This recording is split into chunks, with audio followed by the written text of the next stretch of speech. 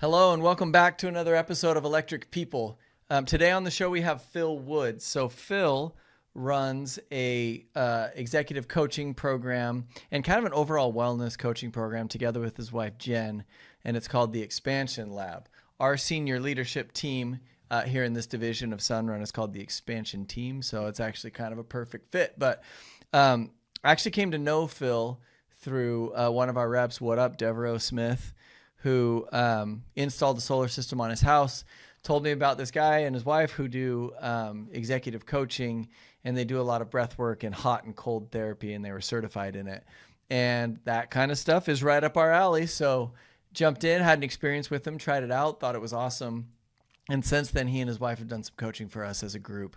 And we've had awesome experiences with it. So the thing I like is they have experience in leadership through running like spiritual groups before in churches, and then through extensive coaching experience, and then the rare certification in hot and cold therapy and breath work, and how that all ties into how we show up every day. So you get some great tips from Phil on this one on how to center yourself, how to reset, things that you can do to make sure that you're showing up the way that you want to show up. The thing that I always go back to, and he always hears me talk about this whenever he speaks to our group, but it stuck with me the first time that I heard it, was that every emotion has a breath pattern. It triggers certain chemicals, certain reactions, certain feelings, and certain predictive behavior. So for example, being angry has a certain short, shallow breath pattern, where if you can change the breath pattern, you can kind of almost hack the brain chemistry and have a different outcome. So all very fascinating stuff, all very relevant to sales and leadership.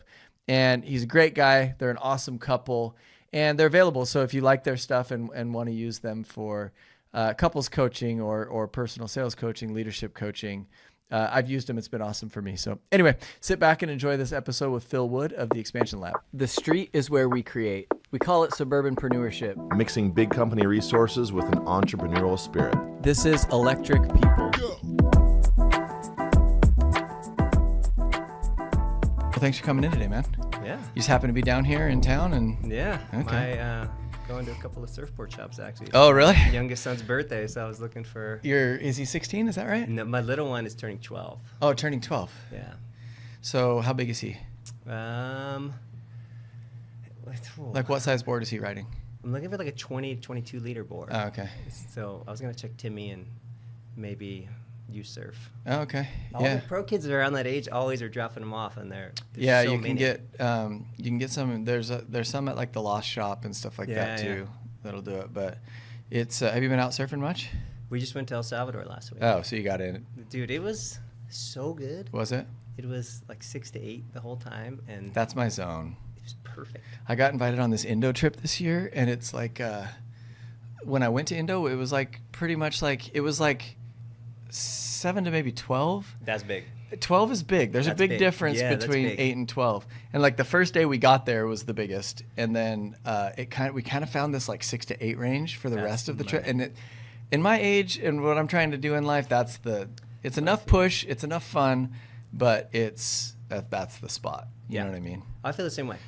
The first day was a little smaller, so it was kind of a warm up, and then Mm-hmm. it cranked up. And we surfed it one year that it was like 15, and it was too big. Yeah. It was like really scary. It's such high stakes, and there's like extra like anxiousness in the water, and Totally. like, you know what I mean? Feels like survival. Less Well, and especially if is it reef surfing there? no, it's okay. it's like rocks and a lot of right point breaks. I'm a California surfer, dude. I like sandy bottoms that are at least 5 feet below me. I don't like 18-inch No porcelain, jagged porcelain under me. You know what I mean? I don't like surfing in Hawaii for that reason. Scary. It is scary. Yeah, and the waves are different. Like they're so like rampy, and they're so like, they kind of hollow out. Like it's different there. It takes a second to get to know it, but the people aren't patient with you getting to know it. So No. it's a bit of a thing. Consequential. Yeah. I feel like there's serious consequence there. Yeah. I started surfing late in life. I've only been surfing for, maybe 5 years now. 5 years. Yeah, but I worked really hard at it. Like I've lots of coaches. I would do anything like at the time to learn how to surf. Right. And I feel like with my job, I need a hobby that pushes back on me as hard as my job does. Yeah. Like I can't fully detach unless I'm sufficiently challenged, and also I like action sports and like fast moving things. And Yeah. so it has to be Paul Dixon said this the other day. You met Paul at the event that we were just at. He says it has to be a pretty immersive experience for him to let go. And I'm like, that's it. Like, that is the thing. And so That's why you like the ice. yeah, that's why I like the ice. It's why it's why I like surfing, because surfing, like, it forces me to be detached from my phone in cold water, generally up early, trying something that needs all of my focus. 100%. And the levels that surfing is just like selling. I always tell people that, like, surfing is a lot like door-to-door sales. Interesting. Yeah, because you have to do all these counterintuitive things. So, like, for example, you know, the guy, I've been this guy, but the guy out in the ocean that's like the hardest working guy there. Yeah. It shouldn't Yeah. look like that. Yeah, It shouldn't look Grinding. hard. Yeah, like I was out today at T Street and there's like these little like up and coming kids and they're so good. You know, like those little kids are so good. And they turn and it almost looks like they like are looking both ways, kind of just slowly pushing up and riding. Totally. And then it's like, if I haven't gotten away for 40 minutes, start panicking a little I'm bit. paddling so hard, like I'm getting, and it doesn't work. So it's like it's locking into flow. It's, you know, in you can't fight the ocean, you can't muscle the ocean, right? And a lot of times, like ambitious people, they want to like change the world to their whatever their desire. Yeah. And so it doesn't work to be ambitious and gritty in surfing. It works to be patient and to be submissive and to be present, right? quite Which flow. are things that I can struggle with, right? So you can see why surfing's so good for me. But the other thing is, you know, the mindset, like if you're in a door-to-door sale and the customer has an objection or a concern or something like that, initial like untrained reaction is to counter that. Oh, let me tell you why that's not a concern. That doesn't work. People don't like that. Instead, you agree with them. You know, it's hey, this, you know, the cost or the contract, and yeah, I understand it's a long agreement. Yeah. Like that's an expert thing, but the amateurs tend to fight it, right? Right. And so I liken that to learning to surf. It's like a lot of strong guys out there learning to surf, but it's like when you learn to stop fighting it and start Yeah. working with it, Totally. that's the thing. And it's a different environment, and the doors are a different environment, and it's a different culture. It's a different language. It's a different community. And being an outsider coming into that community is a different experience. So it gave me a lot of like empathy for, it's been a long time since I've been an inexperienced salesperson. Right. But it wasn't that long ago that I was an inexperienced surfer in a very surf heavy culture. This community is. Yeah. Yeah. It's a lot. And so it I don't know, it taught me a lot. I think leaders should be students of something kind of at all times. Yeah. Because it helps, you really can't connect with the person 100% on what it is like to be a beginner at selling. I mean, I know that world, but it was a long time ago. Yeah. But I can tell you that today I was pretty frustrated with some 12-year-olds, man. Like, you know, it's just one of those days. And it's like, I had an hour and a half. I set it aside. I blocked it out a week ago. I thought this was going to be good for me. Ended up being a frustrating day. Ended up not cooperating. It's just life. It's a microcosm of life. Yeah. You know? That is especially when that's your refilling space. Yeah. And then you go and it actually takes you into a further Oh, place of yeah. disarray. Yeah. It's a very disorienting space. Yeah. And but it's a lot like going into any entrepreneurial environment. Like, you know, and sometimes you have this idea of how it's going to be and you show up and it's different, right? And when you're frustrated by that, it ends up being a poor experience. When you adapt to it, it ends up working out. The other thing is with surfing, it only gives you just enough to keep coming back. You know, like you never go out and score 7 perfect waves where no one was in your way, where the thing stands up and has enough push. Right. And they don't come in 10-minute intervals, right? It either like you get one early and it's awesome, and then you sit for a while, or then someone cuts you off, or then one closes out, and then shoot, I got that meeting. And so it's like so many times I've been out frustrated, had to think about my breathing, move your feet, be like connect, like ground out, chill. Absolutely. Right. And then I'm going in frustrated, and then I'll catch the last one. And then it's the difference between had I come in 10 minutes early and you asked me how surfing was. Yep. It was a terrible day. I come in 10 minutes later. How was it? A couple fun ones. It was great. Yeah, it was great. Just enough to keep coming back, you know? Well, that's interesting. So there's a guy in El Zonte was the town we stayed in, and the guy's name is Jorge. And he runs a nonprofit in town. He's a local, but he has surfed there his whole life, and he knows the wave so well. He's like the mayor of this town, and he feels when the waves are coming, but he has ultimate respect. So any wave he wants, he gets, but he knows where to go before they come. Yeah, it's a thing. But then he'll turn, because we're friends, and he'll point at me, and he'll be like, Phil, come out here. and he'll welcome me out, and then he'll show me where to go, and then I call need me to in. meet this But man it's who is one with the It's ocean. like effortless, and Yeah. you get all these waves, but I never Yeah. would have put myself in that position Yeah. unless he literally guided me Yeah. into it. But even his guiding is what allowed everyone else to let me go. It's fascinating. Yeah. When someone can guide you through those moments. Yeah, you notice it. Like at first, I used to think that I had like I'm gonna post up here because everyone's over there. Right. Well, there's a reason they're over there, right? Like you haven't thought of something they haven't thought Right, of, yeah, right? you Like didn't beat 'em. That's right. And I had this experience today where it's like I'm gonna sit a little inside because I don't have that much time, so I'm just gonna get something. It might be a late drop, but at least it'll have enough push to get me in. The whole crowd's sitting up there. Everything that comes through breaks right before me or heaves me or whatever. And so it's like, this is a lesson I have learned 500 times. But it's like, dude, go to where the action is. Go to where the energy is Yeah. and deal with it there. But trying to find a shortcut or be outside of it, dude, it just doesn't work. And that constantly, right? Yeah, I don't know. Like it was one of those things when I knew you were coming in today and I had the surf session. I was like, interesting that, your coaching business focuses on, how to show up best, how to be your best self, how to recalibrate and how to reconnect. And I consider myself someone that's good at that. Right. Except for surfing. Then it's 50-50. I'm either having the greatest time ever or I'm like, what am I getting mad at? But it's like, you're performance driven, you want to do well, but sometimes when Yeah. you're like that, the ocean doesn't give you that. You know what I Totally. mean? Well, and it's this weird sport because it's entirely dependent on the elements. And Elements, equipment, mentality. Yes. yeah. Right. And you can't force it. You really Yeah. do have to. There's no more flow thing. You're catching a pulse of energy that came thousands of miles, Yeah. moving through water, and you get one shot at it. It's as flow as you get. You know what I used to do with my son? So I have a 14-year-old, and he's my surf buddy. He'll pretty much go with me, and I've started training up my 8-year-old for when my 14-year-old is out of the house. I'm going to need you to fill that spot. I need you to be at that level. I don't want to Number be 2. without a surf buddy. Yeah. Yeah. I just build my own friends. That's what Of I course, do. I do the same. But he, when everyone was coming through and we were sitting and like there's nothing to talk about, I'd be like, okay, this one's coming from Japan. There was a ripple in Japan about 14 hours ago, and this wave is coming cool to meet idea. you. And I was like, what's its name? And he'd be like, his name or her name is Beverly or something like that. And I'd be like, and then it would be coming. I'm like, meet Beverly. And he would go and like, it's just this game we play, but it was always so funny because he would ride it and he'd be like, he'd come back. He's like, I rode Randall. I was like, anyway. So yeah, a lot of our people know you. A lot of people have worked with you and your wife, but, I would describe the work that you do as, a lot of times I say, well, they're executive coaches or they're performance coaches, Sure. but you actually have a whole background in leadership. So maybe talk a little bit about your path, what started you in leadership and what Yeah. brought you to the coaching business. Oh, it's great. We actually have a background in spiritual leadership. So it was funny. Jen and I met when we were really young. She was a senior in high school. Oh, wow. Yeah, and I was a freshman in college. I just Wow. moved here from Texas.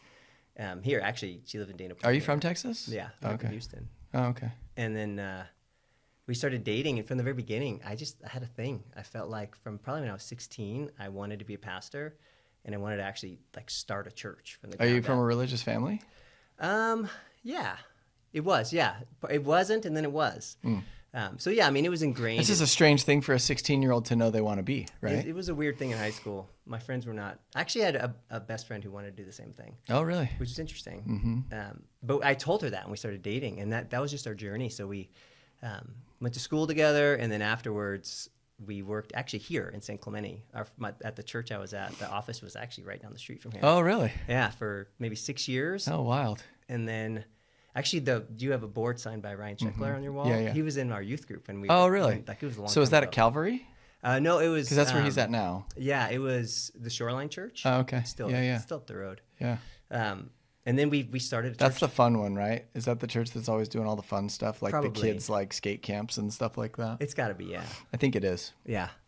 But when I was 28, we stepped out of that, and they launched us out, and we started a church. And so it was learning how to, it's like starting a business. Yeah. But as a spiritual leader.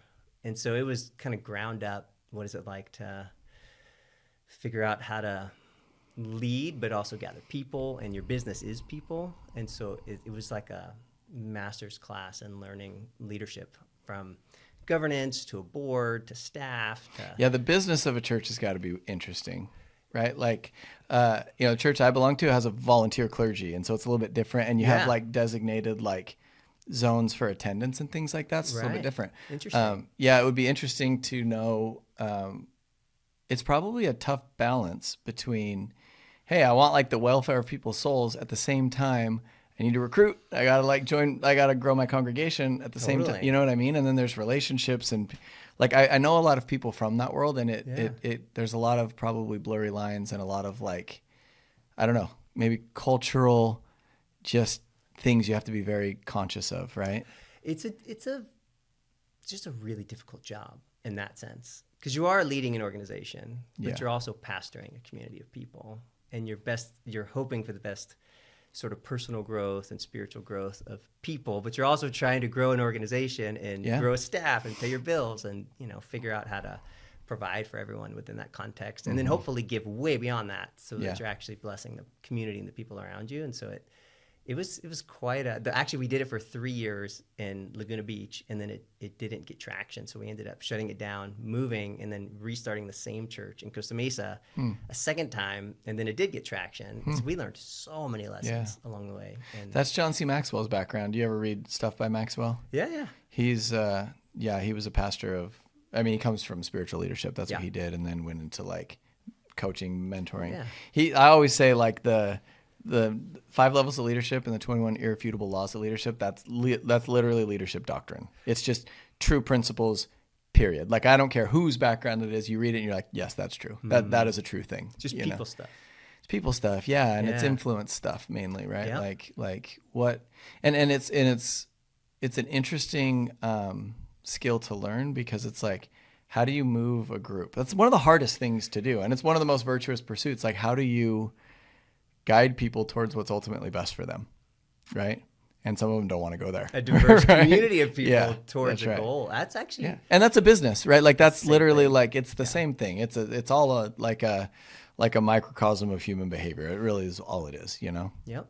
Well, it's similar to that work, to the kind of work that you do, in that it is quite demanding of your whole self. And it could take all of your time and energy, and it could actually eat you up. And if you don't learn to care for yourself, no one's going to care for you. And if you don't learn to grow on your own, no one's going to do that for you. And it's a fascinating sort of life, because you're providing all of this spiritual guidance for others, but you got to figure out how to get that for yourself Yeah. in order to be that person to lead others. And Was it hard for you to figure out? Like, did you struggle with that balance for a while? I don't love the word balance. Everything's out of balance all the time, right? But That's true. what was your path like with figuring that out? Like, did you work so hard and neglect yourself for a while? Did you, and how did that affect thoughts, actions, behaviors? Like, where does that all fit? Yeah. It was a tough thing to learn, actually. I'm like you, I think, wiring wise a bit, and I'm a driver. Yeah. My personality profile, I think one of them said I live with a quiet sense of discontent, and like I'm always wanting to keep going to the next thing. Those personality and like professional profile tests, I'm like fascinated by them. Yeah. Because one, how do those 70 questions nail me so well? And what if I'm in a weird mood when I take it? You know what I mean? Like, Right, yeah. Because and sometimes they ask you the same question, but in a little different way, and you're like, Nuanced. I've already answered this 4 times. Oh, yeah. And then you kind of switch personalities, because there's like a red person and a yellow person inside of me, and so they fight sometimes. And so sometimes it's like it'll be a question like, everyone deserves a place, and I'm like, well, yeah, of course, there's a spot for everyone. Very And then yellow. like 40 minutes in, I'm like, if they're producing, and so I always wonder if the test gets me right, and then I'll read it, and I'm like, it gives me insight like you were just talking about, Yeah. that I knew but hadn't articulated. Yeah. So the quiet sense of discontent. What personality test was that? Do you remember, or the thing you took? I think that was my Strength Finders Oh combination. yeah, Strengths Finders is Activator, great. achiever, woo, futuristic, strategic. So it's just like a very vision-driven, strategic, but you take other people with you, woo.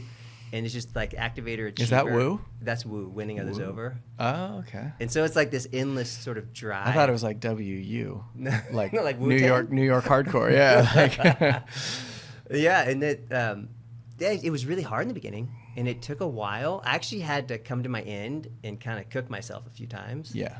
Before I got a really good mentor coach who stepped in and said, you've got to figure out how to care for yourself. And I do CrossFit with my kids, and I almost, like CrossFit, you work out often till you kind of collapse.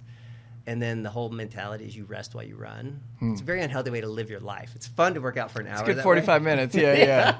And I would do that in my life and in my work. And I had to learn to actually rest and to actually stop and build a bunch of rhythms in to do that. And then I found myself showing up like 10 times more powerful and focused if I could do that, which ultimately produced infinitely more.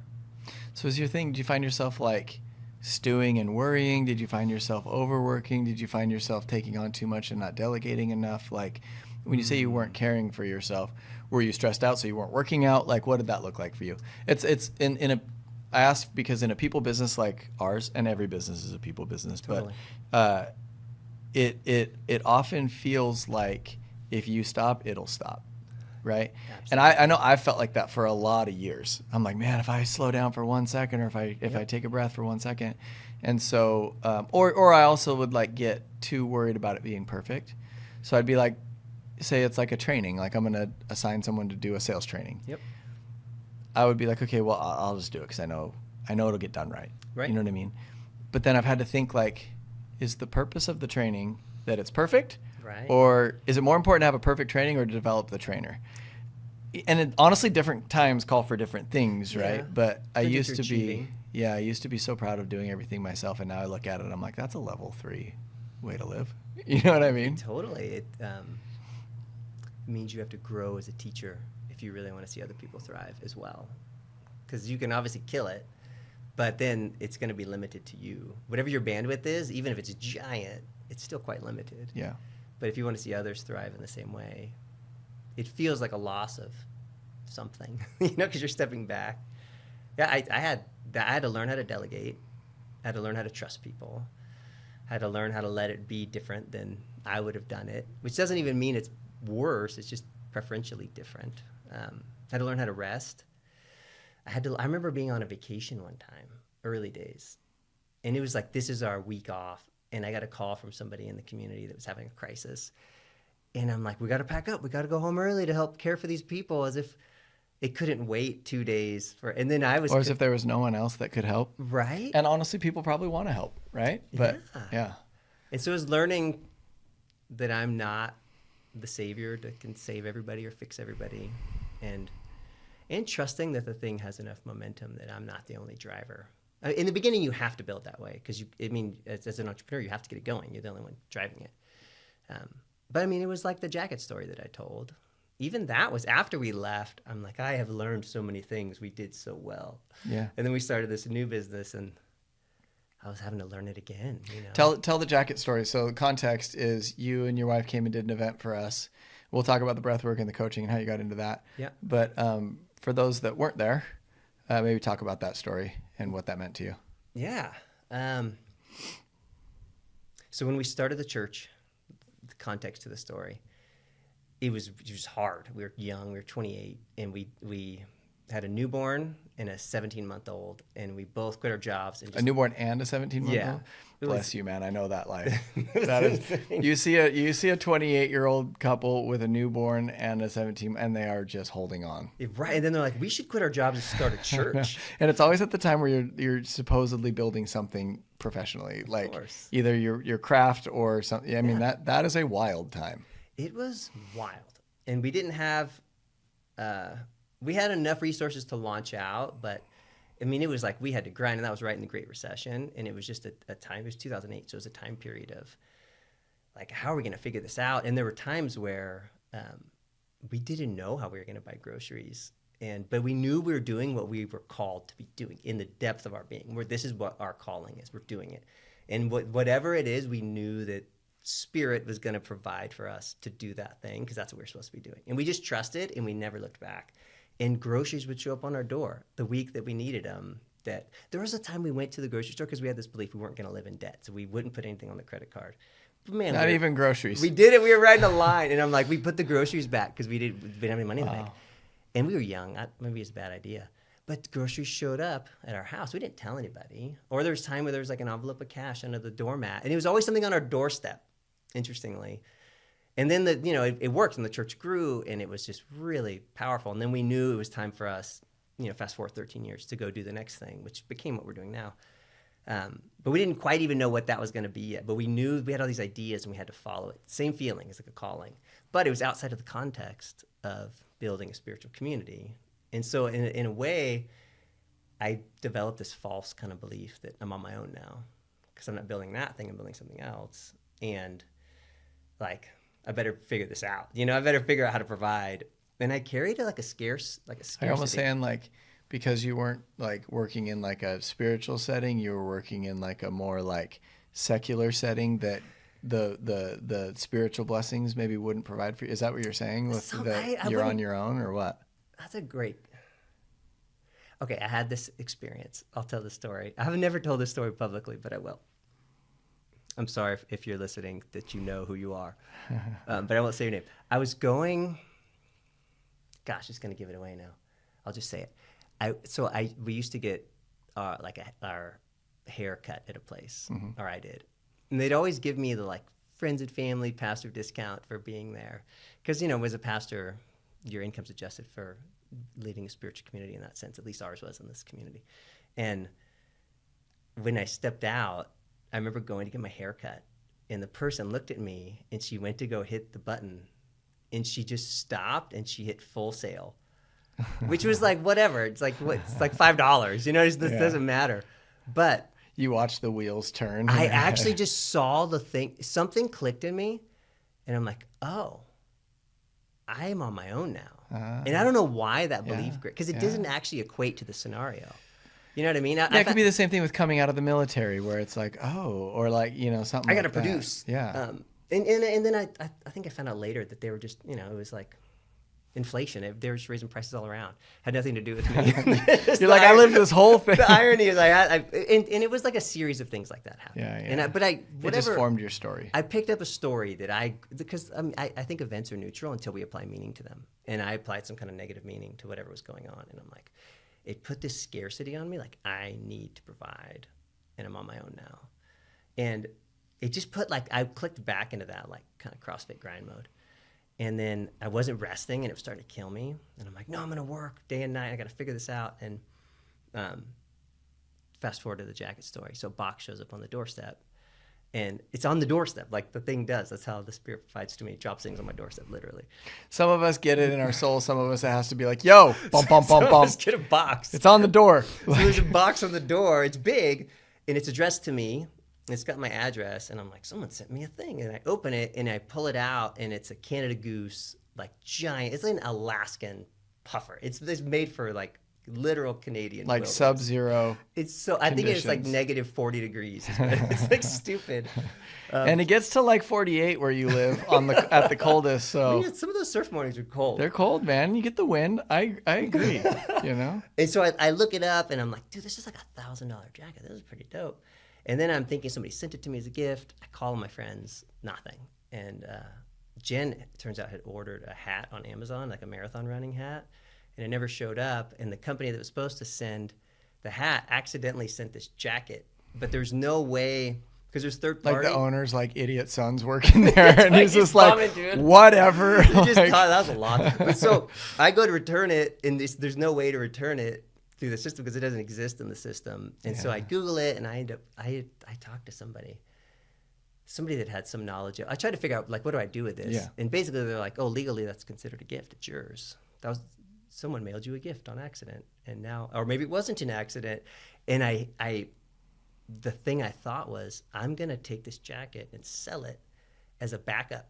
Like, cause it's like $1,000. You know what I mean? Totally. At that time, it's like, that's a You don't need a Canada Goose jacket. You could use $1,000. Well, that's logical. What if? And when we left, we had, we weren't making foolish decisions. Like, we had resources. We were fine.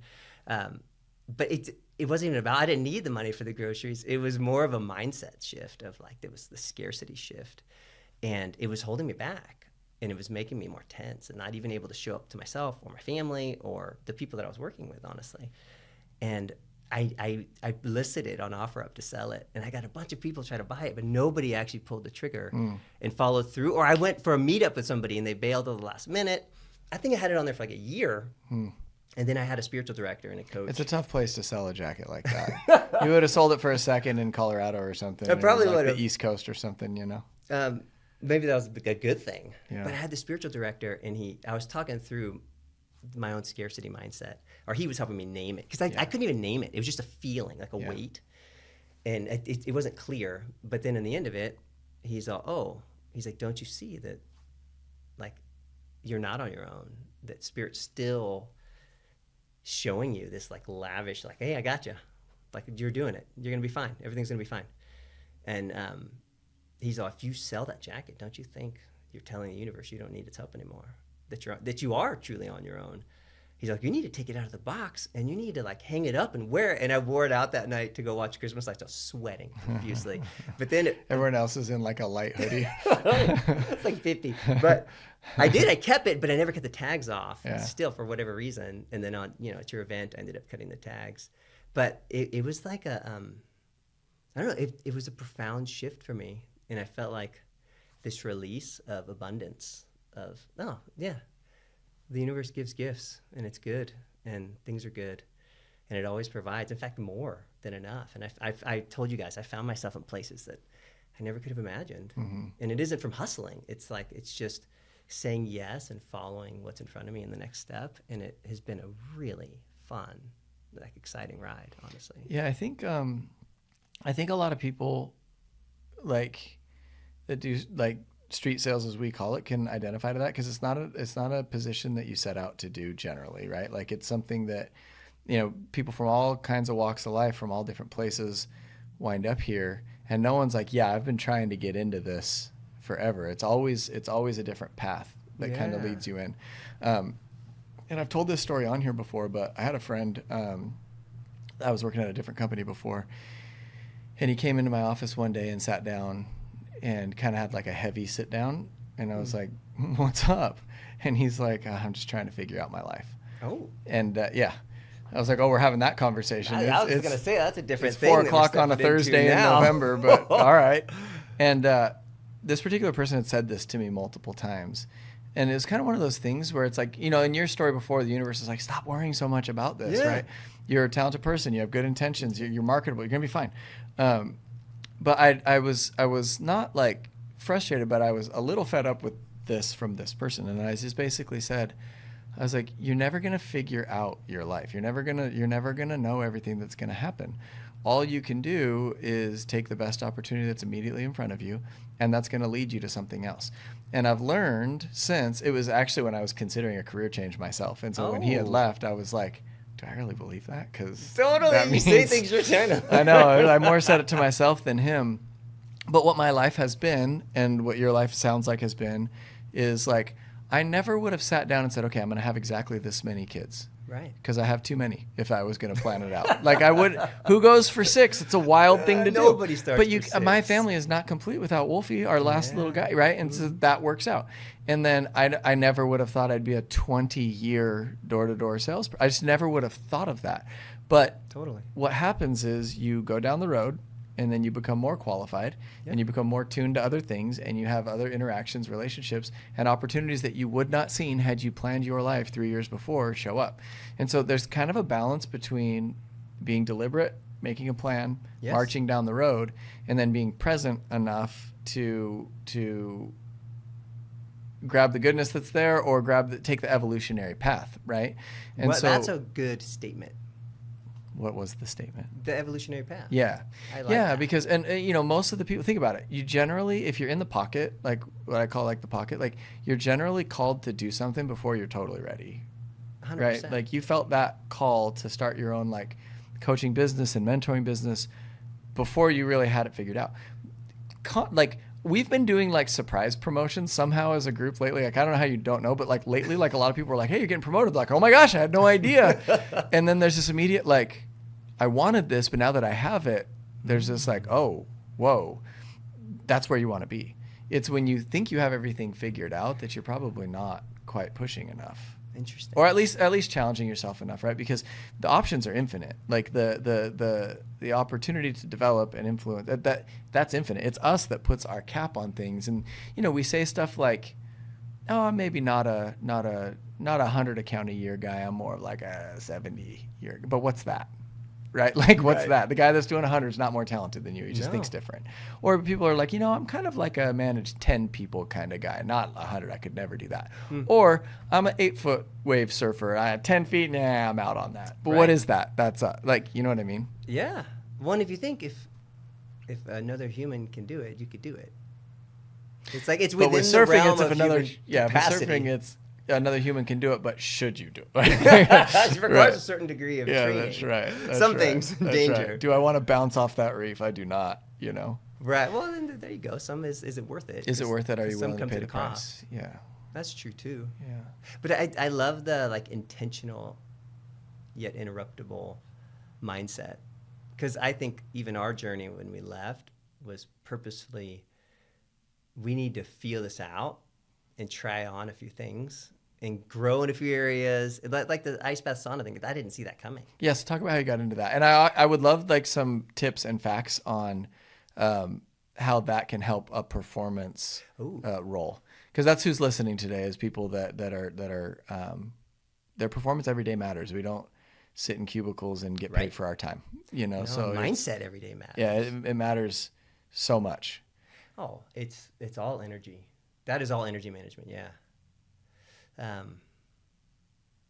We after maybe a year after we had launched out to start doing new things, we were coaching in a lot of different arenas. And I think in the first 2 years we worked with between 400 and 500 people. Like we were all over the place, working in leadership and in relationships and in like people's spiritual growth. And we stumbled into this other thing. A friend of mine, he was doing this workshop similar to the one, like the first one that you experienced at my house.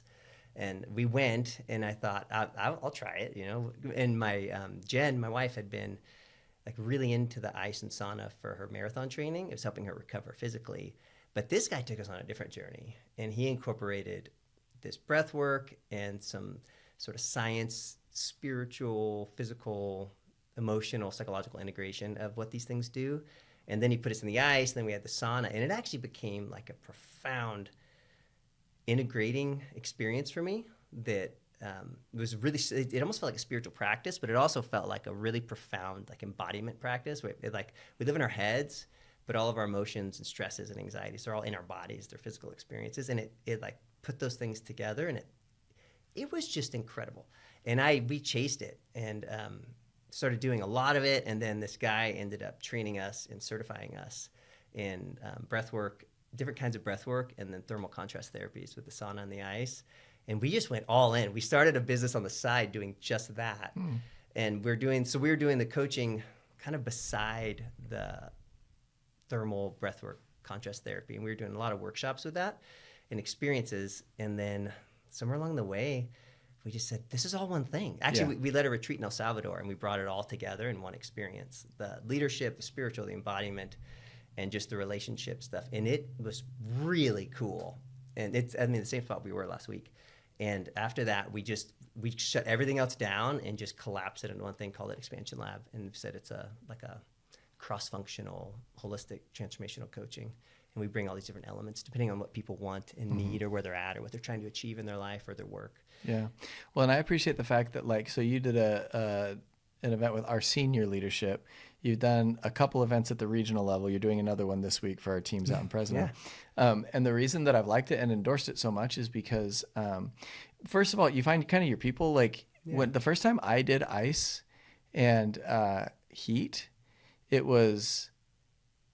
Yeah, obviously it's nerve-wracking. It's always fun to watch the people that have never done it before. It's panicky, man. Dude, we were watching this group, in our last one, and there's a certain amount of people that are like, okay, I've done this before. I'm going to go first. And then there's other people that are like, I actually love this. I hate it, but then I love it. But then the nervous people, they still have their shirts on. They're back about 15 they don't feet. Want it. They're like, they know where the exit is. If it has to go down. There's some people that are on the edge of maybe I ain't going to do it. Yeah, they're not going to do it. But the thing that is interesting about it is, I think people, I don't know how to describe it. If I haven't plunged for a while, I know I need it.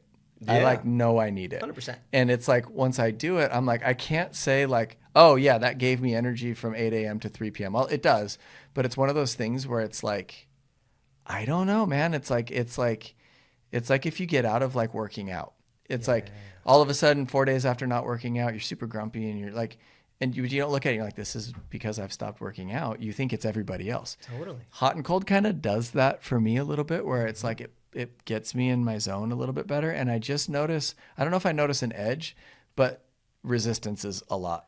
There's less drag on me, if that makes sense. Totally. So do you feel that like when you first started doing it and then you're showing that to people? Yeah. I found that it does a lot of things. So for like physically, it just has all of these incredible effects on your body. There, 250% increase in dopamine that can last. It's a slow play. It lasts 6 to 8 hours. That just makes you feel good and happy. Your immune response to being in the ice and in the heat, it boosts your immune system. You don't get sick, or you get into the sauna and it boosts your growth hormone, especially when you're working out, and you recover quite quickly and feel really good. Is the dopamine piece because there's probably two things, but is it because you're proud of yourself for doing something hard, or is it literally like your body's response to not dying? Physiological response, yeah. Okay. Which is pretty awesome. Yeah. And then there's obviously just pure like the heart workout, the what it is, your metabolism, all the physical bits are awesome, but it's the connection to the emotions that I think is so profound. People regularly cry when they go through the breath work, or they'll have these spiritual experiences, and your leaders are awesome because of their vulnerability, and they're just sharing the vast they look array. like they're all tough and like ambitious, and then they start breathing a little bit and they're like, I just feel like I'm alone, and we're all crying together. And I love your leaders. Yeah, they're just really good people and good leaders, and I'm drawn to them. Well, the thing is, like, this was the first, so I've done obviously like your program before, but I like doing it with that group of people. Before, we were having a couple days of pretty heavy strategy meetings. Yeah. Because everybody we talked about this after you left, but like everybody comes to those with their own stuff, and you don't realize that, but some people are coming from whatever's going on at home. Some people are coming from whatever's going on in their market. Some people are coming from, a community that's going through change and things like that. And so then you come in and it's almost as if everybody's got some sort of mud on their shoes. Yep. And then they come into the white carpet and they traipse it all in like that. You come into meetings like that. And the cool thing I found about, grounding, centering, whatever you would call it, like finding yourself, is it kind of puts everybody like in their socks on the white carpet. Like it gets you all to your spot where the other stuff is shed a little bit, and you're like, now let's talk. Because we've been in those, and you work with a lot of companies and teams where people are like disagreeing, and you learn that what you're disagreeing about is not about the thing. It's about whatever's going on outside or whatever emotion you're bringing to this. And so it was a very productive way for us to have a day of strategy that was hard, Absolutely. It puts you in your body, but it also connects you as a team. It helps flush you, and it centers you in really, really cool ways for a team building and leadership development experience. And the way we did the last one, that was unique, with Jen doing the embodiment stuff and then people practicing and then applying that to the quarter, into the work, into what's next, and then applying that even further to who do you have to become or release to step in. It's like we covered a lot of ground in 3 hours. Well, I liked doing the breath work, then hot and cold, and then going back to breath work. Or maybe we just did breath work and then I can't remember. And then we did the journal and then to go back to breath work. Yeah, we did. That's how we did it. Because for some reason you still, especially performers, I've found, you hold back a little bit in the breath work. One, it's hard. It's actually it's really hard work. It's cardiovascularly hard or pulmonary hard, whatever it is. Your diaphragm is tired. Bro, yeah. Like when you're breathing in and out hard and you say we're going for a minute and you get like 10 seconds in, you're like, dang, I don't know if I can go. So people hold back. Oh, right? Yeah. But people are scared to have an emotional release. Too. Yeah. Yeah. And they're thinking about the ice and all that. Oh, yeah. But once you've done a full breath session, you're like, I can do the holds and it's going to be hard, but I can do it. Yep. Then you can go hard. And so I find myself now when I do this with you guys, I'm forcing that breath as hard as I can from the very beginning because I know I'll make it. Yeah. But the first couple times I did it, I was like, I'm not going to be able to breathe like this the whole time. Interesting. Yeah, it's hard. Like it takes muscles and push, and then like it's actually like laborious work. Oh yeah. I think there's a trust element too, because to put yourself on your back in a vulnerable position, close your eyes, and then breathe in a way it's all loud. That incapacitates you, though. It makes you quite vulnerable. It's like if you mount me and attack me, I'm done. The fight's over. It's over. But I mean, and your brain knows that. Yeah. And your body knows That's right. that. But when you get to a place of trust, and especially with the people present and with whoever's leading you through it, it really opens up. Yeah. Different. I remember thinking that the first time with the group. I didn't know that first group as well. And I was like, okay, I'm breathing in and out. But on the last one, I was like, hey, I'm pushing this air as hard as I possibly can. And whatever you think about it is your own stuff. Because I'm like, it's just dude, it's a minute to have I found that I get so much hot, cold, and breath. I get so much output for such minimal input. Yeah. I mean, think about it. You get a couple minutes of each thing, and the result is hours that goes into a consistent pattern, so it strings into weeks and stuff like that. Like full body reset. Yeah. Well, and it's interesting because you were saying, how do you apply that to, what do you call them? Street sales. So Street like people sales. that I are like out that there. term. Yeah. Like you go out and you make like raw materials. You take your personality and your iPad and your intention and you make business. Like it's a thing that most people don't. I mean, our world knows that very well. Right.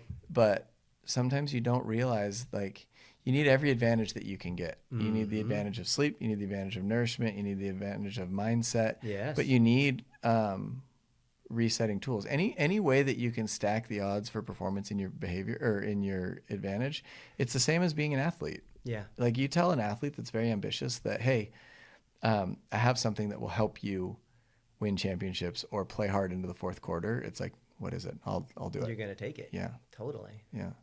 So for this, it's one of those things where admittedly, it can seem a little, and probably you have people that are like, oh yeah, energy. And I don't know. Right. Like, but I'd love to hear like the science, like you do a lot of your initial presentation is like the science behind the breath work and what it does for you. And if there's a couple tips that people can use either in their morning practice, evening practice, or when they're stung or flustered in the moment.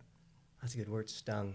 Stung, man. When you get your bell rung, or Yeah. you notice it in MMA fights. It's like, he's doing good, and then all of a sudden he'll catch something from the side and he's wobbly. Totally. That's door-to-door sales. back. It's like you walk out, I did my stuff, I'm good, I'm going, and then you meet that one guy at 4:30. There's one a month, and they're just like, boing, and you're just like, whoa, I'm unnecessary impacted. aggression. Yeah. Yeah. One Going a into month. people's space requires such energy, Yeah. and I feel like things change energetically within you before they change relationally with others. And so it is a matter of aligning your energy, which sounds super woo-woo, but it's actually not. If you can get your mindset ready and you come in with that magnetic energy that only comes from a place of just confident, like humble confidence of knowing who you are and what you're bringing, it's a life-changing, you're bringing a gift to people. Yeah. You're not selling people anything. 100%. And it gave me, like, I read Joe Dispenza's book, Breaking the Habit of Being Yourself. It's awesome. And it helped me with the science because I'm the type of person that will challenge everything over and over again. And it sounds like I'm not on board, but I just need to wrap my head around it. I need to understand it.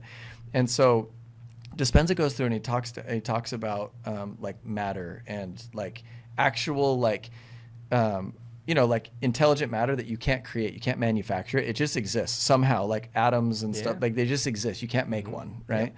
And so he goes in his book. He starts with this and he breaks everything down like to the smallest subatomic particle that you can imagine. And they look at it under they look at it under some mega microscope, and they're like, even the smallest like measurable amount of matter, it's mostly space. So when you get to it, there's mostly space between it. So when Einstein said everything is energy, it's actually constructed mostly of, it's like our bodies being mostly water, right? And so we're vibrating fields of energy with more space than actual substance. Yeah. So like the actual building blocks of everything we know, it's mostly space, which is energy. And so it's like, not even solid. That's right.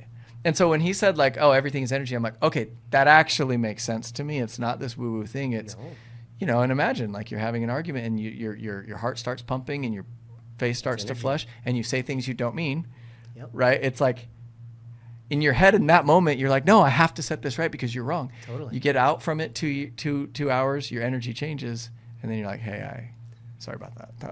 And there's a connecting energy, and then there's an angry energy, and if you even think about how your atoms are constantly being replaced in your body, like they say you get a new suit of skin every how many ever days, or a new, everything gets changed. like those atoms are going somewhere, and their atoms are coming somewhere. So you're literally like changing energy in a space where you can, in a very magnetic way, bring a particular kind of energy that can alter a room or alter a conversation. Yeah, and you notice those people that are like, there's just one guy in particular, obviously won't say who he is, but I always tell my wife when I see him, I'm like, that guy he gives me the willies. Like I don't know what it is. We had this one neighbor once, and it was the same thing. I was like, I don't know. How do you do that? How do you trust him? Like, obviously we are built to perceive that kind of stuff, you know? But who was it that said that quote, no man steps in the same river twice because neither the river nor the man are the same or whatever. It's like the water's moving and your cells are regenerating. Yes. And so you're literally not the same day to day. So maybe go through some of the science of the breath work and what it does and the parasympathetic stuff and all of that. Yeah. So we can talk about the breath work, and then we can talk about some of the hot and cold. We breathe really inefficiently as a society and as a culture, and I think that's from some of the big revolutions we've had, the Industrial Revolution and then the digital revolution and some of the consequences of that. Which, a sedentary lifestyle of soft foods. there you go. So, Right. And then hunched over on devices. Yeah. Soft foods means our facial musculature and isn't as developed, and as a result, our skeletal structure is smaller and more narrow, so we have smaller nasal passages, and as a result, we don't move air as well, and then we hunch over, so our lung capacity is quite shrunk, and then we live quite sedentary, so our diaphragms get really rigid and stuck. And then we live really anxious, and our body doesn't know the difference between running from a lion or a bad email or whatever. Or having a meeting tomorrow. Right. Right. And so we live like in an anxious state, and so we live these short, shallow breaths in the upper part of our chest. But a proper breath is where you open it up and you breathe through your nose down into your belly, and it's slow. So we breathe 12 to 24 breaths in a minute, short, shallow chest, which is quite debilitating to our entire being holistically. But when we slow it down and breathe into our belly, it actually opens up a whole universe of experience and energy, realistically. And there's a number of reasons for that. Part of it is blood gases. So when you breathe short, shallow breaths fast, you're offloading carbon dioxide. It's the waste from your cells. It is released through your breath. And if you offload all of your carbon dioxide, it causes your body not to be able to absorb oxygen as well, because it actually needs the carbon dioxide present within your bloodstream to absorb. So you're almost like drowning in a bloodstream of oxygen because you're breathing so fast. Your cells can't absorb it. It's called the Bohr effect. So it's like the oxygen is like sticky, and it sticks to your red blood cells, and the carbon dioxide is what frees it to come into your cells. It's why when you work out, when you start breathing hard, your muscles get tired. It's the hard breathing that causes that. And so by slowing it down, you're actually allowing your body to get much more oxygenated, and a huge amount of our energy just comes from our breath. It doesn't actually come from the food. We're just robbing ourselves of a significant amount of energy, and so that changes everything. Like how you think, how you operate, your creativity, your energy, your strength, all of it. As much as I think of hydration. I think of like an engine, right? Like an engine is pretty much efficient as the air that can pass through it. So anytime people like bore an engine out, it's an air pump. You're trying to get more efficient flow through it. And it's funny what happens when you start pinching that off or you give it less, the performance is hindered, right? Like it's funny because again, sometimes we're like, oh, it's a bad day, but there's mechanics to it. It's not, right? It's more like, oh, well, you run better if you allow more space, breathe different. Like you literally, like it changes your chemicals. It changes your software, and your hardware performs differently. Yeah, and it's the same principle that we were talking about earlier. By slowing it down, it actually performs significantly better. Yeah. But I'm like, run faster. I'm like a chronic overbreather, and I have to really, when I get stressed, I'll take these huge, fast breaths, and I'm like, oh my gosh, I'm like robbing myself. And I have to counterintuit that and slow it down and focus on my nose because it's a smaller diameter, and there's like a nitrous oxide reservoir that is a vasodilator if you breathe through your nasal cavity. So it's just into the belly, or into the nose, into the belly, slow. So, I mean, ideally, it'd be 6 breaths in a minute if you could slow it down that much. And is a breath that's in and out Yeah. in a minute. So, I mean, essentially 4.5 seconds in, 4.5 out. There'd be about 6 in a minute, or 5. That shows in like what you guys do with the cold, because like I've done cold before, but I'd never and I'd focus on in through the nose and out through the mouth, but I'd never counted. Right. And so, and you guys also do colder than most. Like, I mean, 36 degrees compared to my plunge at home is 42. I don't know why. It's a random number. It could be 43 or it could be 39. It just is 42. It is what it is. Yeah. And so learning to count, it's crazy now because I get to my like calm much faster because I've done it for a while, but the difference in my body when I can get to like 4 or 5 seconds in, like 8, 9, 10 seconds out, your body runs different. And so it almost like, the thing that was impactful, we've talked about this before, is that there's an emotion tied to every breath pattern. Yes. And it's almost like, hey, if you don't want to get mad, the best thing you can do is not do mad breathing, because if you mad breathe, it's science. It's going to spit out mad. Like that's what it's for. Yeah. It's almost like, hey, if you don't want to crash in that wall, don't gas it into that wall. Right. But it's like, don't ramp it up. Yeah. Well, sometimes you want to ramp it up and then you could do that. Just not into a wall. Yeah. Right. Yes. But I think being It's emotional conscious of it. control. Yeah. Cause it's like, think about it. Like you're in a situation where you want to go close a sale. You got to pay for your mortgage. People depend on you. Yeah. What state do you want to be in, and how can we use breath work to get there? Because I think a lot of people do what they think is productive, but they probably work themselves into, a fight or flight state. Yes. Which is actually counterintuitive to connecting, right? So maybe help me understand that correlation, and if there's things that people can do to get the kind of, to enter the kind of state they need to be in for the task at hand. So it's just understanding your autonomic nervous system. If it's going to go sympathetic or fight or flight, or it's parasympathetic, or it's rest and digest. That the vagus nerve runs through the lungs, the whole vagal nerve system, and so that starts in your nose. Is that what you said? I don't know where it starts. I know it runs down through your lungs. So it runs through your whole guts. Yeah, the part that fires up the sympathetic fight or flight is the upper part of the lungs. So when you breathe short, shallow, fast breaths, you're firing off your whole adrenal system. But the part cortisol, right? Yeah. And the part that fires up the parasympathetic rest and digest is in the belly. So if you breathe down into your belly slowly, you're actually firing up your calming system that can slow everything way down. And then they count in 4 numbers: the inhale, the hold, the exhale, and the hold. There's different patterns. There's quite a few actually that can elicit different responses, which is pretty profound. And then what you said earlier is really true, is that all of our emotions and all of our stress and anxiety and all of our trauma, actually, it's in our body. So it's bodily experiences. And as a society, we live in our head post-enlightenment. It's like, I think, therefore I am. But it's not; those aren't thoughts. That's actually bodily experiences that are triggered by your thoughts. Yeah. And you don't think your way out of those feelings ever. That's anxiety producing, trying to think your way out of feeling a certain way. You actually have to feel your way out of it. And the way to do that is through your breath. And you actually have to go into it. And that's what the breath work does, is it sort of there's a second neurological system in your gut. That's like a second brain. You're connecting your brain as one. And what you're doing is going in and naming and moving those emotions. And you can actually feel where they're at in your body. You can find your stresses and anxieties, and you can learn to manage it and control it all with your breath, which is ultimately what mindfulness and meditation is focusing on your next breath. It's all the same thing. And so the idea is, through particular kinds of breath work, you can move emotions out of your body. And it gets really powerful when you get into the ice, because while it does all those things we talked about, it's interesting that like the 36 degrees is a profoundly stressful environment, and you start panicking. And if you can use breath work in that moment to calm your body under that level of stress, like I can calm myself in one breath and drop my heart rate into the 40s really fast.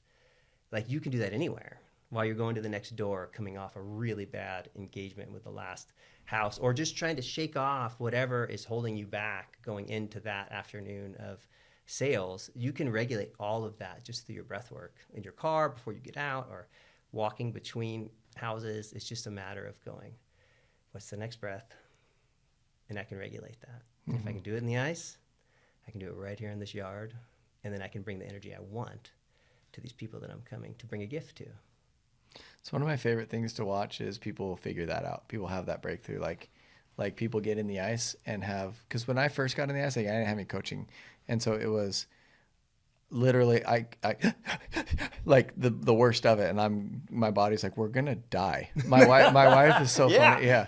You know, Stacy. So she's been somewhat inconsistent in her plunging lately.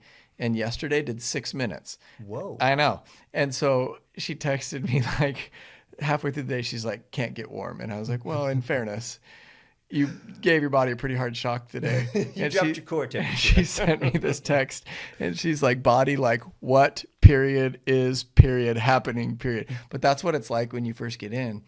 And then I love watching people wrangle it and calm it down and be like, you're fine. You're fine. Right? Like, and then you find that calm, and there's something about that visual of being like, dude, I am in ice and I'm fine. Yeah, I'm fine. You don't want to stay there for 30 minutes, right, as your son learned.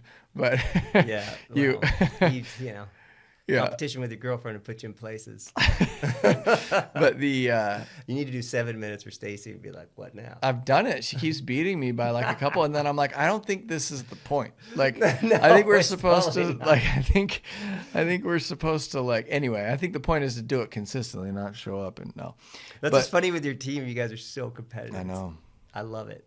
I try not to be, but it's one of those things where people are like, what's the longest? How long was that breath hold? Were we the best? How long was that? Tell me we were the best. Run it. Run do it back. 4 minutes. Let's go. Let's do it again. Yeah, let's go. So what are a couple breathing techniques that do the resetting? Like we've talked about box breathing. Yeah. So that's I feel like that's one that is pretty common. What does that do? Yeah, box breathing it's just like a box. It's in 4. I mean, you could choose your number, but 4 seconds is a great number. Breathe in for 4, hold for 4, out for 4, hold for 4. Which I have a little bit of a hard time with it, only because I start losing track. Yeah, But like, after watching a clock, yeah, it's a lot of focus for me to do that. I get ADD, I think. But it's what they teach Navy SEALs, Special Forces. Is that before they go in or as they're coming down? I think it's while they're in the to fight. stay present. To stay focused and present, and to regulate. I think the 4-8 is my favorite. It's in for 4, in through the nose, out through the nose for 8. Out through the nose. Yeah, ideally you'd want to go in through the nose, out through the nose, and all into your belly. And then you can, like, no one even knows you're doing that. You can just keep that moving. Do you do that in the ice? Because I always go out through my mouth in the ice. In the ice, I go out through the mouth because of that gasp reflex. I have a really hard time getting air out at first. And so through the mouth, I can force it out a little bit more. But then I'll shift to the nose once I get past the feeling. But the 4-8 is a really powerful, like ultra calming, but still functioning sort of breath work that I use a lot, actually. That's my go-to. That's the one I use in the ice. That was the one that helped me the most with the ice. And also, like, I generally do like 3.5 minutes. And so I pretty much learned that I get in, dunk, get my breath settle, 10 breaths, and then I'm out. Interesting. Yeah, because I mean, count breaths. Yeah, just count the breaths. And I have a clock going right to check me, so I'm not breathing fast. But it's pretty much, I don't have to sit in there for 3.5 minutes. I just have to do 10 breaths. And then at first you get to 4 pretty fast, and you're like, man, I'm going too fast. But then as you slow down by the last one, every time I open my eyes and pop over, it's 3:26. Nailed it. And No way. Yeah, well, but think about it. 10 breaths is so much easier than 3.5 minutes. You know what I mean? That's just a thing that works for me. But the 4-8 is that I can feel my heart rate slowing. Yeah. I can feel, and you can find your, when you're doing the breath work, I don't know how to describe it, but it's like you kind of enter that realm of consciousness, relaxation, whatever. Yeah. I can find that in the cold, right? Like absolutely. Yeah. Profound calm. Yeah. And that's an electric feeling of profound calm in the midst of stress. That's one of the most empowering feelings. Okay, another one. I think this is the one that they taught Laird Hamilton to do when he's surfing the big waves, because he wants to be calm, but ready and alert, which may be better for the street sales. Have you seen his documentary? No, You would love it. my boys would be pumped. It's called Take Every Wave. It's good. I haven't. He's crazy. You know that. Oh, he's insane. Yeah, He's actually insane. he's like Thor. Yeah. Some of those stories are just. Anyway, check it out. It's really All right. good. Yeah. I love. Yeah, that guy's amazing. But it's in for 4, hold for 1, out for 8, and the 1 second hold doesn't keep you 100% calm. It's just on alert, like ready. So you know what I mean? So you're not just like but you're Interesting. like, and now I can go whenever I need to go. The one that's hardest for me, we talk about this where you'll do the breath and then you'll hold for a minute, 2 minutes, whatever it ends up being. The one that's hardest is when you fill your lungs and hold for 15 seconds. It feels like I'm going to explode, Yeah, you know? the second one. Yep. Yeah, because you usually breathe out, hold, and your body learns that it can, when you, maybe talk about this, but like when you breathe out and then hold, Yeah. that's when my brain, like, it goes to its place, Yeah. you know? But when after you finish that and you take a deep breath in and hold for 15 seconds, it feels like I'm going to explode. It's like, like, Well, I think you think it's what you want, but it's, you know? mentally, it's a trip because you've held for so long on an exhale, and the reason that you can hold your breath so long is because in that holotropic kind of breathing, you're offloading that carbon dioxide. You're doing the opposite of what you want to daily do because it's a nervous system reset. But to get there, you have to deplete your body of the carbon dioxide, which then obviously now you're starving your body of the oxygen, so it's having this like fascinating response. But the part of your brain that tells you when to take a breath is measuring the levels of carbon dioxide in the body. So as you offload it, it doesn't think it needs a breath, which is a really fascinating experience, but it's like super euphoric. Mm-hmm. And you always have really interesting experiences in those breath holds. I got all kinds of things. I always call it like the crawl space of my soul. Like, so it's like, you know, like you think of like the crawl space of your house. If you have one of those, you never go down there. Like you never go under the house. And so I always find that when we do breath work, I'm like, oh man, like I go down there. I'm like, I need to clean this out in here. There's some stuff in here that I did not know lived here. You know, There's that basketball I lost. It's stuck in Just the dead body. animal. Mhm. Like it's like that. And you find stuff and it's like, wow, I'm holding on to that, you know? Well, you are. I think you're unique. I call you mystical. That's Ooh. just what I would call you. Okay.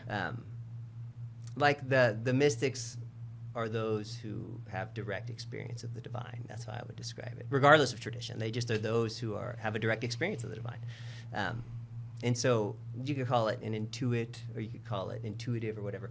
But you do have a unique thing where you can get in touch with that quite easily, and you like, because for you it's sometimes spirit, or sometimes thoughts, or memories, or emotions, or what I'm supposed to be doing next, and you access that really well. Whereas other people would have to like practice a lot to get there. It just just flows out of you. It's the same thing with Jen. She operates Right. the same way. I think it's I'm pretty good at compartmentalizing, and so I think I also can shut it off and just do the task that needs to be done. Yeah. But then I don't know. I can jump from box to box. It's one of those. I don't know if it's a blessing or a curse, but it's like one of those things where it's like, oh, it's time to do this. Okay, well, I'm gonna give myself to that completely right now. Yeah. But it's weird because it's hard for me to be present in like day to day. You know. So like it's hard for me to be home and not dialed into 100 things. Yeah. You know. Especially with the life the work that you have, the load that you carry in your role. You're carrying a lot. To shut that off is very hard. I wonder if it's extremes though, right? Because it's like, again, talked about the military. It's like, hey, if you got to go clear a house, you're not thinking about the argument you had. Like that can wait, and that you know. And so maybe it's too much. Like, I don't know what it is, but literally, I learned it from door-to-door sales. Like I learned it from like literally like having things maybe not go well, or having like I remember. Okay, so there's this one experience. I was knocking doors in. It doesn't matter, but I'm trying to remember. I think I was in Texas with a team. My wife called me, and she called me 3 times. We used to have this rule that if it's an emergency, call me 3 times and I'll answer. Like I'll step out of a house to answer it, so make sure it's an emergency. Wow. And I always joke with her, I'm like, this is not an emergency. Like your emergency and my emergency are different This things. is like pager 911 right here. Yeah, and she called me once, and we had remodeled this house. She was home. We had a new baby, and she's blowing up my phone. I was like, all right, I'm going to step out. And I took the phone. She's frantic, and there was a flood in the bathroom, and it was coming into That's the real. kitchen. That's real emergency. Sewage stuff coming That's into the real kitchen. We had emergency, just yeah. remodeled this house. It was a real emergency, but there was nothing I could do about it. I was, That's a I was, bad feeling. yeah. I mean, I'm a 4-hour flight away, and that's if there is one. And so part of me was like, okay, I get it, but there's nothing you got to solve this problem, right? And then I had to go back to selling. Now, that's my wife, and she's freaking out, and she's home by herself, and there's a baby, and the water is coming into the house. Like when water's coming into the house, it's a very helpless feeling, yeah. right? Yeah. And so then it was like, okay, I can't do anything about that. I've got to get back in here, and I've got to get this sale done. Yep. And so it's one of those things where I learned very early. It's like it doesn't matter what you're feeling. You got to get your job done. Mm-hmm. And so then sometimes when it's time to feel, like I'll have these things with my wife. We always end up in these like deep counseling sessions. Hello, everybody. Let's dissect You my and I life. go really deep. We do. But it's one of those things where it's like if she wants to talk, it's like, cool, I'll crack it open. And then she's like, I had no idea all that stuff was in there. And I'm like, yeah, it just wasn't the time to look at it. But if it's the time to look at it, I'm going to put it all on the floor and you can look at it. You know? Interesting. Yeah, we have these things like, especially, it shows up in my relationship. We have these things, like we had this thing like 6 months ago where I told her all this stuff and she's like, you never told me that before. And I was like, yeah, it wasn't productive to tell you before. Productive. Like it just, Those feelings were not productive. but that's the war. And so it was Right. like, what am I going to tell you about it? And then you can't do anything about it. And so I'll just carry it around until we're going to talk about it. And then it's like, oh, here's some things I struggle with. And she's like, why don't you tell me this stuff? And I'm like, yeah, I don't have time, you know? How do you create a rhythm of spaces where you can do that to where it doesn't backlog? Yeah. Well, I think the answer would be some sort of like consistent mindfulness practice, right? Like that obviously is helpful, right? And it's one of those things where it's like, and again, I think my community knows exactly what I'm talking about because it's like, it's fun to produce. It doesn't hurt to produce. No, it you know what I mean? Oh, like it's such a like, hit too. It's such a hit. yeah, I I mean, would rather do that than look at this box of crap that's in. Like I'll go make, I'll go help the team and then come back to it. And so I don't know. I guess, and if you have any advice, but that's my struggle. Is it's like, so when you're talking about like avoiding your personal health while you built something, that's something where the Matthew Walker podcast he did with Joe Rogan. Have you heard that? Matthew Walker is the sleep guy. He wrote that book, Why We Sleep. He's fascinating. Yeah. They did this podcast with Rogan that really changed my life. Like it really enlightened me on like the value of rest. Like I used to feel like rest was, weak, and now I feel like it's an advantage. And so he talks about the benefits that you get from sleep. And he basically says, in hours like 1 to 4 or 5, like your body starts to reset and kind of regenerate. In 6 and 7, like your mind starts to rest and like synapses and stuff start to form. But in 7 to 8, which I never get, in 7 to 8 is where your like super conscious like works on its problems. And it's when your creativity and your retention solidifies. And I'm like, okay, if I'm sleeping 5 hours a night, I miss all the things I want are on the other side. I'm trying to. And so they did these studies of like, is it more effective to cram all night for a test or go to sleep? And like your retention's 30% better if you just go to sleep. So it's like, you want to go into the college library and be like, go to bed. Like the guy that crammed all night, all-nighters. Yeah, me too. And it's like, do you remember anything? We're wired so similar. Do you remember anything that you learned, right? Anyway, so No, not now, certainly. yeah, it's because it only lasted, but you would have been an better hour. to go to sleep. But that's everything. So it's all the things I want. Like if you want to get better at surfing, you should go to bed. Yeah. Like you should go to bed because you're like whatever, that like white matter stuff in your brain that like makes it so that after you've done something 1,000 times, it's easier to do. All of that happens on the other side of like, once your basic rest is done, I'm not an expert on it, but once the basic rest is done, all of the edge stuff starts happening. All the stuff that would give you an edge. It's the same. It's the third time now. You have to slow it down in order to be more productive. It's very counterintuitive. Yeah. Yeah. As is surfing, as is selling, as is leading. Yes. Right? Like it's weird too that sometimes, so I just keep checking to make sure that this doesn't, we run out of space. Yeah. Oh. If it looks like I'm looking away, that's why. No. it's one of those things where counterintuitive things often are the ones that give you the edge, right? You think like a leader needs to be like the strong person, but how impactful is it when a leader's vulnerable and says, hey, like, this is hard for me. And it's like, oh, I feel so connected to you. It's like, you know what I mean? And so I feel like what you guys do in mindfulness and stuff, like sometimes like you'll hear me joke, I don't have time for it, but it's like, you know what I mean? Right. You just picture a guy. Does. Yeah. You're just out chopping down that tree with a dull axe. You just want to swing at it for 7 hours, or do you want to spend the same amount of time and have the same impact, but not like swing so hard? You know what I mean? Yeah. Well, we were talking about this a while ago on the phone. I don't remember when. We were talking about emotional intelligence, or EQ, and you were talking about leadership quotient. Yeah. It's one thing to achieve, but it's a whole nother thing to actually know what to achieve and go after. Yeah. And a lot of times that doesn't come except from that quiet space within, or knowing how to trust what it does tell you to do. And that's a different thing. Yeah. Because that can be taking some counterintuitive moves that take you into places where maybe you've never been before. It reminds me, I got this, James Clear has like the best newsletter. James Clear wrote Atomic Habits, and it comes out every Thursday. Most people here get it. And his tagline is the most wisdom per word. It's very short. And he said this is, I saved this. This is quote number 1 from last Thursday. You don't need to worry about progressing slowly. You need to worry about climbing the wrong mountain.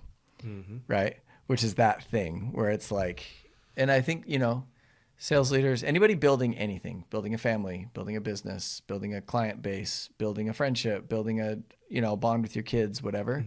It's more about that. Like, and for my community, my friends, myself, a lot of times it's about achievement, but that one hit me really hard because it's like, what does it serve you to climb the wrong mountain? Right? Like, instead, take just a second. I was talking to the expansion team, our leadership group, the other day, and we were talking about everybody works so hard. Everybody's an achiever. Like, everybody in that group is an achiever. The challenge is not achievement. Once you get to senior leadership, it's like everybody here, it's like being on the all-star basketball team. Everybody can play. Everybody kills. We know that. Yeah, everybody. The question is, can you select the right things to work on? Because we know you can achieve, but can you direct? Can you select the right priority? Yeah. And that's kind of the challenge. That's the thing I hope for leaders and for people like here is that they can apply their unique, valuable skill to the right things. And that's the pursuit. It's hard. It's easy to go out and say, hey, sell this much. I sold that much. I'm good. Once you get outside of that and you're into like developing people, then it's a lot of like knowing what to work on. You know what I mean? And I think, your wife talks about intuition or inner wisdom or whatever. And a lot of it is being able to, so I find like any kind of like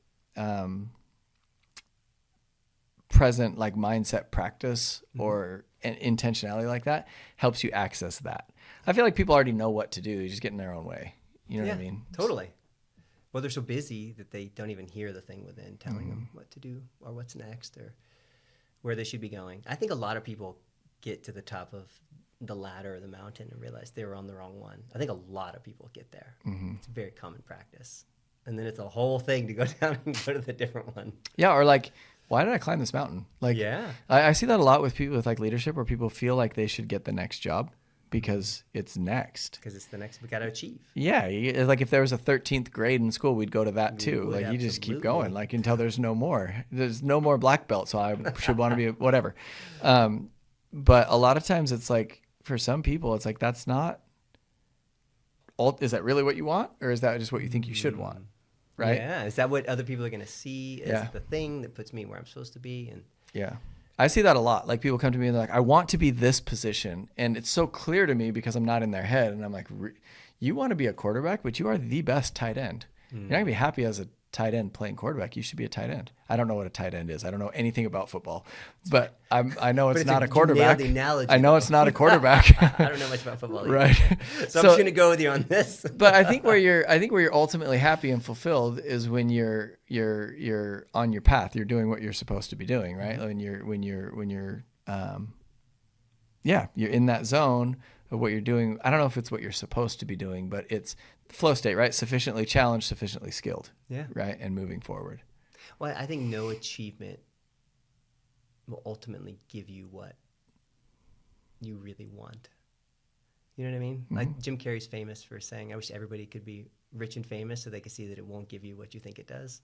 It's so funny that he ended up being our like Spiritual shaman. leader. The guy that was like birthed out of the rhino in Ace Ventura 2 is the one that's like saying stuff where, have you heard the one that he gave where he talks about how he's 2-time Emmy Award winning actor Jim Carrey? No. Oh, you're going to love it. He basically like is giving this speech and it's really satirical, but he's at the Golden Globes or some like prestigious thing. And he's like, and they introduce him as 2-time Emmy Award winning actor Jim Carrey. And he's like, that's right, 2-time Emmy Award winning. And he's like, I hope to be 3-time Emmy Award winning actor Jim Carrey because then I'll be enough. Like, right? And he's just, he says it like in a joking way, but you think afterwards where it's like, you know, and he's like, you know, we're on this rock hurling through infinite space. Absolutely. And he's like, but don't get me wrong, this is a really big deal. Like, it's just like the perfect satirical, like mindset setting perspective for that group where it was a joke. And then at the end, you're like, dude's right. Nothing really matters. Like relationships are important. And that's kind of the thing, you know? Okay, so to live in the paradox, it's a strange paradox to be able to hold it together that on the one hand, I'm completely unimportant in the scheme of things. I mean, honestly, the rock through space and billions of people, and but at the same time, what I'm giving myself to is absolutely important. Sure. And it's both. And if you can live holding those two things together, you show up with a very unique energy that is quite profound. Yeah, I think what's important is to experience what you're supposed to experience. It's to develop. It's to progress, whatever that means, right? Like, it's to not. I listen to this. I get a lot of inspiration from a lot of random different places, and so like I have the weirdest ideas that come to me. But there's this hip hop group I listen to. It's my favorite group. They're called Atmosphere. I listen to Atmosphere a lot, and I was listening to the song the other day, and he said he was talking about these. The lyricist was talking about these phases of his life. I'll send you the song, and he talks about the grinding years and when he was just going and burning the candle at both ends. And he says, the devil went to hell just to sell that selfishness. They tried to make me feel important. I fell for it. And it was like, you get in these phases where you think what you're doing matters so much. It's all that matters. Yeah, and then you turn inward. And so once you turn inward, you're super unhappy. Big time. Once you turn outward, you have this perspective that you're part of a system. You're a part of a design. And then you're really fulfilled, which is why I love leadership. Because if you start focusing inward, it stops working. It literally stops working. Like, you have to get yourself to a certain spot to prove that you can lead yourself in order to be able to lead others. But the second you get there, you have to start leading others. I think it's the reason that people get this like instinct to have kids. Like, why would you ever do that? It's the hardest thing ever. It's expensive. It's the prime of your life. It's time consuming. Yeah. But you feel this urge to be like, okay, I've kind of like stayed alive this long. I should invest in somebody else. It is what happens around us, right? And so I don't know. That's always like my leadership thing that I've learned the hard way is it's like if ever I'm struggling or if ever I'm struggling with fulfillment and stuff, it's usually a result of turning in. What am I worried about? And the second I start looking at like, Phil's got to get a couple accounts or then it's like that goes away and I'm here and I'm happy, you know? It's the law of abundance, the law of giving and receiving, that if you want to receive, give. Counterintuitive. Give it all away, right? And then that is the thing that allows you to receive and to fill it up. Yeah. It's fascinating. It's fascinating, right? But that's one of those things where it feels counterintuitive. Again, back to surfing. It's like, don't try so hard, but try hard. It's like, it's like, that's why it's such a virtuous pursuit. Puts himself in the perfect spot that he sometimes doesn't paddle when he takes off. He just turns. Freaking Jorge, just dude. Takes him to the wave. He just submits to the wave. He just becomes the wave. It's beautiful. Yes. I need to travel to El Salvador and I need to witness this firsthand. You need to come. He'll call you out to the point. He'll summon me, but we won't use words. His soul will draw mine to his. Like, Tyler, you. And I'm like, I'm not even paddling. How am I moving right now? How are you pulling me forward? This is crazy. Hey, man. Well, I know it was impromptu for you to sit down and have this conversation with me, but I appreciate it because I think knowing how to harness emotions and understand these strategies for performance, I think it really helps people like be bring their whole self to the job, which in this environment, people want to do that. I think people want to be successful, and sometimes their efforts are like trying too hard in the ocean and it doesn't work as much. And so I think at least exploring and being open to the side of, man, are you balanced? Are you physically, spiritually, intellectually, from a relationship standpoint, are you balanced? And if so, that's an advantage that you can use to walk through this life a little bit better, you know? Absolutely. Yeah. Yeah, it's a powerful advantage. It's an energy, life, relationship, life-changing thing. Yeah. So talk about where people can find you and what kinds of things you can do for teams that are looking for, this experience for their groups. Yeah. My wife and I have we call it transformational executive coaching and consulting firm called Expansion Lab. And our website is expansionlab.io, and that's where you can find all of our work. We work one-on-one with leaders, both within organizations and also outside of them. And then we work with teams as well. And so we work with sometimes one-on-one with a team together, which actually creates a pretty profound experience when everyone's growing in the same way together. And then also, like what we've done with you guys at Sunrun is actual leadership development on sites. So we'll do all kinds of experiences from totally custom around whatever the challenge or the need is or what we're trying to develop at that time or overcome, and often incorporating lots of different breath work and embodiment practices and sauna and ice bath. And it creates a really fun environment. And you do couples stuff. I've actually done it with my wife, and that was one of my favorite sessions. Yeah. Really we cool. So we call it cross-functional, and so we bring in relationship coaching with couples, and we do, spirituality always comes up in everybody because we're all spiritual and everything's spiritual. And then we do leadership coaching and then this embodiment coaching, and we sort of weave it together with where people are at and what they need and what they're trying to accomplish. And you also do stuff remote. Yeah, we do in-person or remote, yeah. Okay, so you don't have to be in Southern California to participate. Awesome. Totally. Well, we've benefited from it. You guys have kind of become a part of our family. Sunrun customer, Sunrun at all of our events. So Full circle. Full circle, man. Appreciate it. Thanks for being on, and everybody check out Expansion Labs, and wish you guys more success and more abundance as you continue to help people. So thank you. Very much. Appreciate it. All right. Dude, that was great, man. And we kept... If you're listening to this and interested in joining our teams, DM us on Instagram at Run the League. What are you waiting for? Run the league, shoot us a DM, and let's get going.